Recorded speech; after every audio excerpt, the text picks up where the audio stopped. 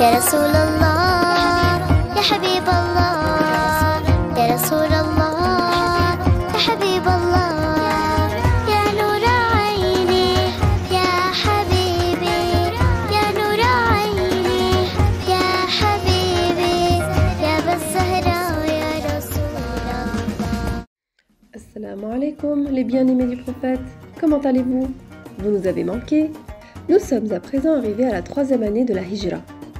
La tribu Banu Qaynuqa ayant quitté Médine, les autres tribus juives de Médine se sont faites discrètes face aux musulmans. Et la sécurité s'est enfin installée à Médine. Il y a eu des événements heureux qui ont eu lieu cette année-là dans la maison de notre bien-aimé sallallahu alayhi wa sallam. Othman bin Affan, que Dieu soit satisfait de lui, a épousé Kulthum, la fille du messager de Dieu sallallahu alayhi wa sallam, après la mort de sa sœur Ruqayya. On appelait donc Othman bin Affan Dhun Nurayn, l'homme aux deux lumières. Également, au mois de Sha'ban de cette année-là, le messager de Dieu sallallahu alayhi wa sallam a épousé Hafsa bint Omar, que Dieu soit satisfait d'eux, après la mort de son mari des suites de ses blessures lors de la bataille de Badr.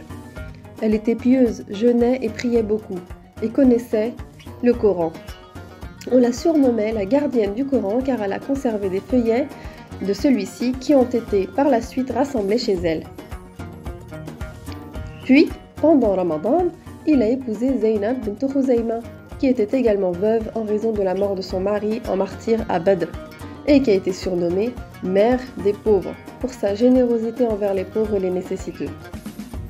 Aussi, le prophète sallallahu alayhi wa sallam a poursuivi les batailles, mais la plupart d'entre elles se terminaient par la fuite des ennemis avant même l'arrivée des musulmans.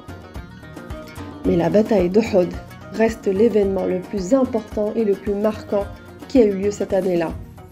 Initié par les Qurayshites qui voulaient venger la mort de leurs dirigeants tués à Badr et qui voulaient également restituer leur image devant les tribus arabes.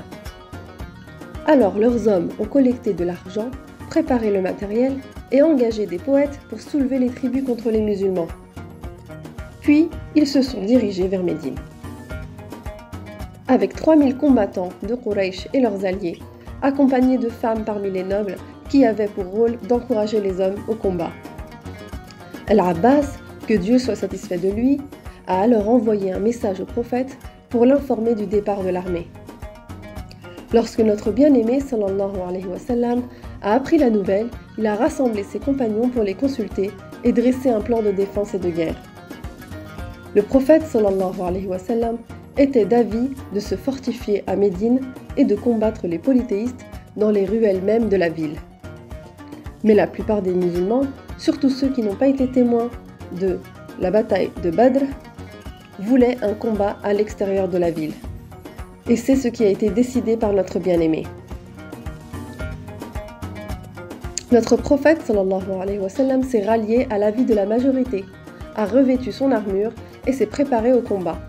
Il a divisé les 1000 combattants en 3 bataillons, celui des Muhajirin, des émigrés, celui des Aws et celui des Khazraj.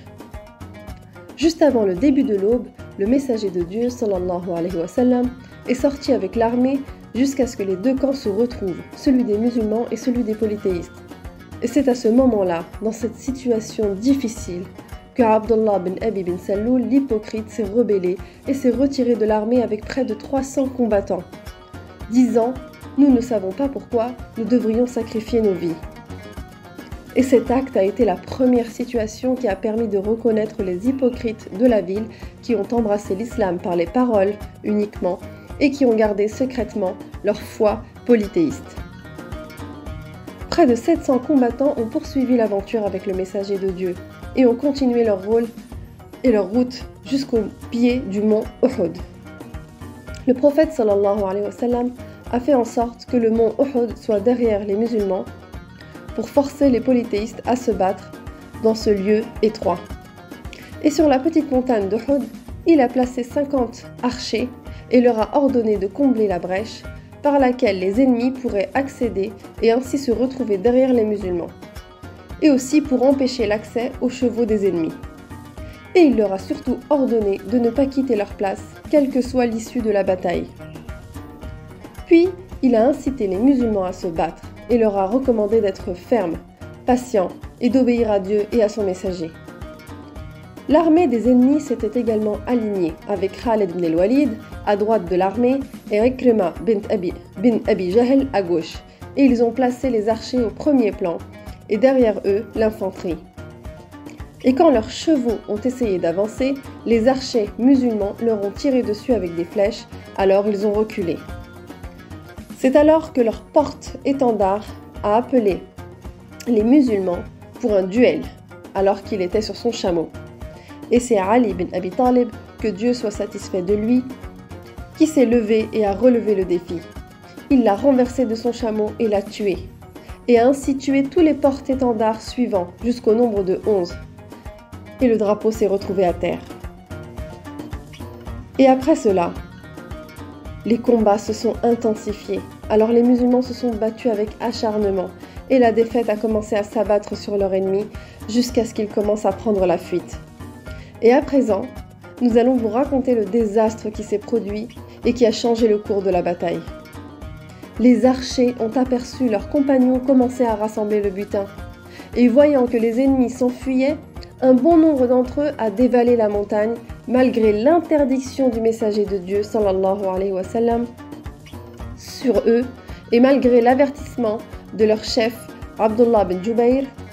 Ils sont descendus et seul Ibn Jubayr et 9 des archers sont restés sur la montagne. Alors que s'est-il passé après cela? Et qu'est-ce qu'il est arrivé à notre bien-aimé sallallahu alayhi wa sallam au cours de la bataille? Et quelles leçons les musulmans ont-ils tirées de cette bataille? C'est ce que nous saurons dans le prochain épisode du Jardin du Prophète. Alors à très bientôt!